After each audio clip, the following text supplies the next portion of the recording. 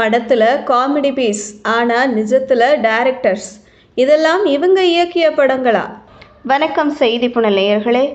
சினிமாவில் நமக்கு காமெடியனாக நன்கு அறியப்பட்ட சில நடிகர்கள் இயக்குநர்களாகவும் தங்கள் திறமையை நிரூபித்துள்ளார்கள். அதன் பட்டியலை பார்க்கலாம். சினிமாவில் பன்முக திறமைகளை நிரூபித்த பிரபலங்கள் ஏராளம். நடிகர்கள், இயக்குநர்கள் ஆகியதையும், இசையமைப்பாளர்கள், நடிகர்கள் ஆவதையும் பார்த்திருக்கிறோம். அதே வேளையில் சினிமாவில் காமெடியனாக நடித்த பிரபலங்கள் பலர் இயக்குநர்களாக தங்கள் திறமையை நிரூபித்துள்ளார்கள். அவர்கள் யார் யார் என்பதையும், அவர்கள் இயக்கிய படங்கள் என்னென்ன என்பதையும் பற்றி இந்த தொகுப்பில் பார்க்கலாம். தமிழ் சினிமாவில் பல படங்களில் காமெடியனாக அறியப்பட்ட நம்ம ரவி மரியா 2 படங்களை இயக்கியுள்ளார். 2002ஆம் ஆண்டு ஆசை ஆசையாய் படத்தின் மூலம் ஜீவாவை ஹீரோவாக அறிமுகப்படுத்தினார்.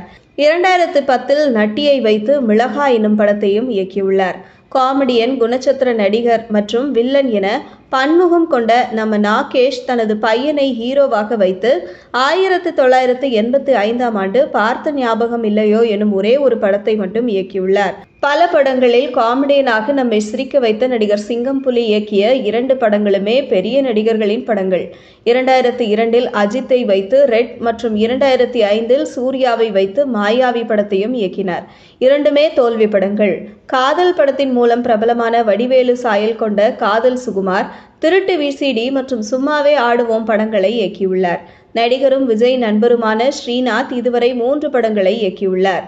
சந்தானம் நடித்த வல்லவனுக்கு புல்லும் ஆயுதம் படம் ஹிட். மற்ற 2 படங்கள் முத்திரை மற்றும் லெக் பீஸ் தோல்வியடைந்தது. பல படங்களில் காமெடியனாக கலக்கிய மனோபாலா ஒரு முன்னணி இயக்குநராகவும் வலம் வந்தவர். இவர் தமிழில் ரஜினி நடித்த ஊர்காவலன், சிவாஜி கணேசனின் பாரம்பரியம், விஜயகாந்த் நடித்த என் புருஷன் தான் எனக்கு மட்டும் தான் உட்பட ஏராளமான ஹிட் படங்களை இயக்கியுள்ளார். இது தவிர பாலிவுட்டில் அமிதாப் பச்சன் நடித்த படத்தையும் இயக்கியிருக்கிறார்.